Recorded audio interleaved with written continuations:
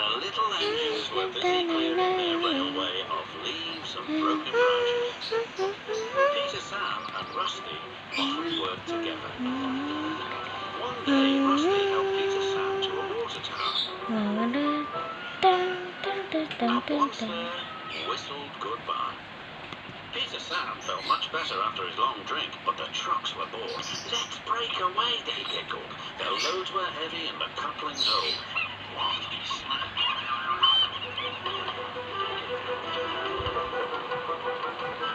Faster, faster, shouted the trucks. A sign read, slow, steep bends and ravine ahead, but the silly trucks never saw it.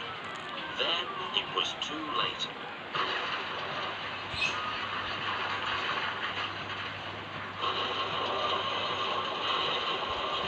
Peter, Sam arrived at the scene of the disaster. His driver sighed. This was our fault, we didn't secure them properly. We'll have to get help to pull them out. The fat controller will be very annoyed. And he was. You will shunt trucks in the yards till I can trust you again. Duncan was delighted with Peter, Sam's dilemma. Fancy no securing your trucks on a hill. They'll come back to spook you in your special funnel. And who's to say that you're not afraid of ghosts, snapped Rusty. Pah, ghosts. Things that go bump in the night are rubbish. Well, I'll tell you a story that'll make your funnel quiver, Rusty said. A long time ago, a little engine was returning home. It was a misty, moonlit night.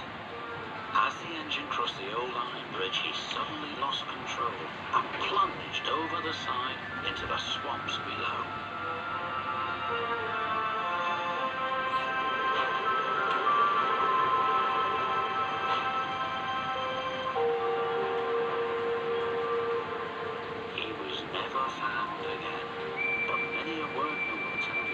When the moon is full, they have seen the little engine trying to get home, but he never reaches the other side.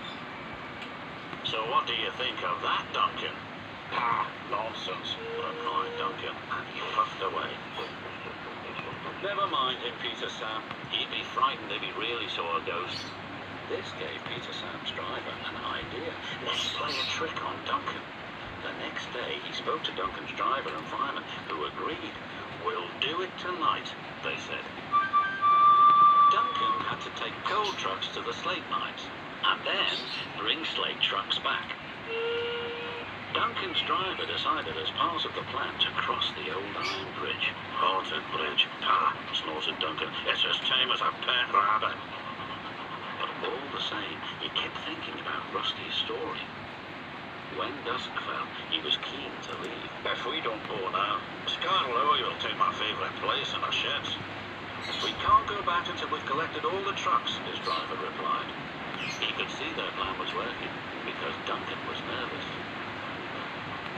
When night fell, they set off.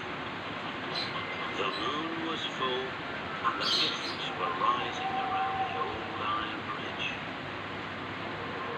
Duncan whistled, and the sound echoed everywhere.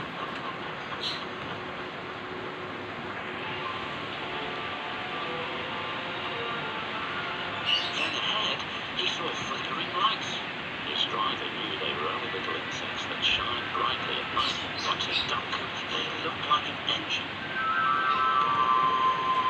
Next, his driver secretly threw a rock from the cab into the ravine below.